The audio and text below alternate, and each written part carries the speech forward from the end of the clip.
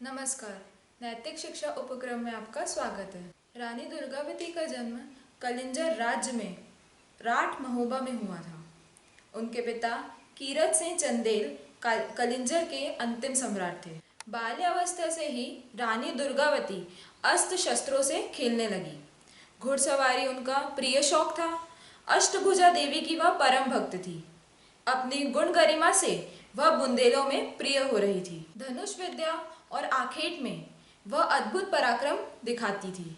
16 की आयु तक पहुंचते पहुंचते सौंदर्य और पराक्रम के लिए रानी दुर्गावती की ख्याति दूर दूर तक फैल गई। कलिंजर के दक्षिणी सीमा से लगे महागोंडवाना राज्य में राजा दलपति शाह राज्य कर रहे थे। दलपति वीरता, सुंदरता, दानशीलता, प्रजा प्रेम और न्याय के लिए प्रसिद्ध थे। कलिंजर और गोंडवाने की सीमा पर लगे मनिया देवी के मेले में संयोग से दुर्गावती और दलपति शाह की भेंट हुई। दोनों ने विंध्य वन में आखेट में भाग लिया। रानी दुर्गावती ने एक सुंदर पुत्र को जन्म दिया। अपने नन्हे पूत वीर नारायण सहित राजा रानी दक्षिणी सीमा की ओर गए हुए थे। उन्हें दुखद खबर मिली। दिल्ली सुल्तान शेरशाह ने कलिंजर घेर लिया। वीर बुंदेलों ने खून की अंतिम बूंद तक घोर संग्राम किया। क्षत्राणियों ने जौहर किया। गढ़ पर शेरशाह का झंडा फहराया। एक वीर बुंदेले ने शेरशाह के शिविर में घुसकर उसका काम तमाम कर दिया। राजा दलपति शाह और रानी दुर्गावती तेजी से राजधानी सिंगौरगढ़ लौटे। राजा असाध्य रोग से पीड़ित हो गए। दुखी विधवा रानी दुर्गावती गढ़मंडले के सिंहासन पर बैठी। राजकुमार वीर नारायण 4 साल के थे। राज्य बाहरी शत्रुओं से घिरा था।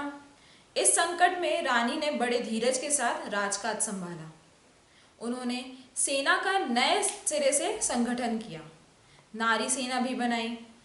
रानी ने वीर वेश धारण किया। राज्य की सीमाओं का दौरा किया। रक्षा की व्यवस्था मजबूत की। रानी ने सिंगौरगढ़ में अपने 52 गढ़ों के सामंतों का दरबार बुलाया। उन्हें प्रजा की भलाई और रक्षा के लिए सचेत किया।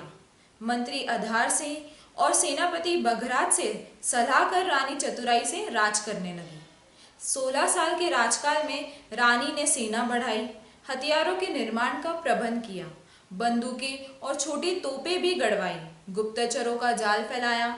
बाहरी भीतरी शत्रुओं पर दृष्टि रखी। जब गोंडवाना रानी के कुशल शासनकाल में फल फूल रहा था, कितने ही बाहरी शत्रुओं की आंखें उस पर लगी थी। उनमें मांडवगढ़ का सुल्तान बाज बहादुर भी था।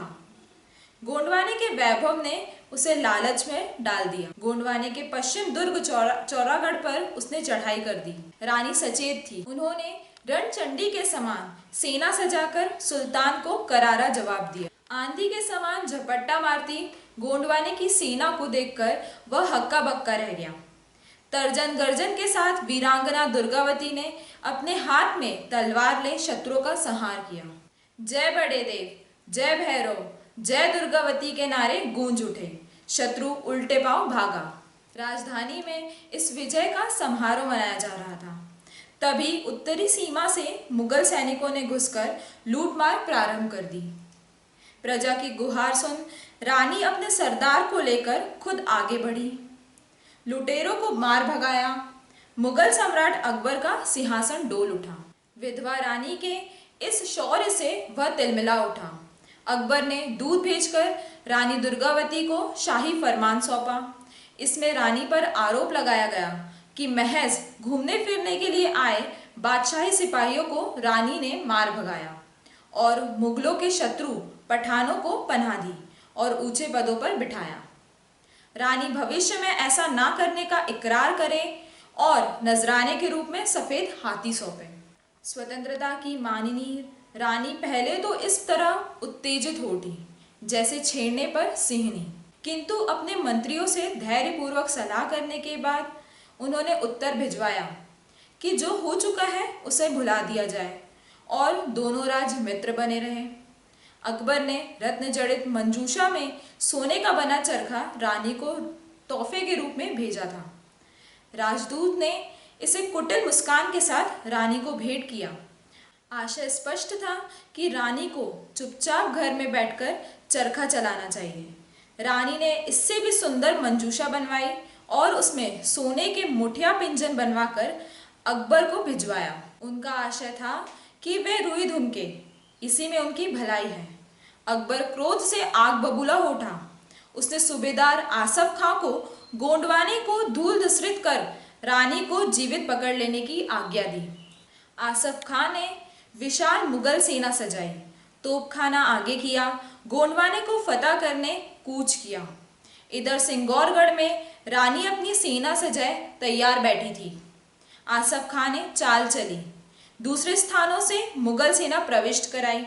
हटा, गढ़पहरा, शाहगढ़ जैसे दुर्गों पर मुगलों ने अधिकार कर लिया। यह खबर पाकर रानी दुर्गावती अपनी सेना सहित मुगलों से लोहा लेने चल पड़ी। बैरमा के तट पर रानी ने मोर्चा जमाया। रानी वीर गति को प्राप्त हुई। रानी मरी नहीं, अमर हो गई। उनके बलिदान के स्वर आज भी गूंज रहे हैं। जय जय दुर्गावती भवानी, रणचंडी बलिदानी, स्वतंत्रता की रक्षा खातिर तूने की कुर्बानी।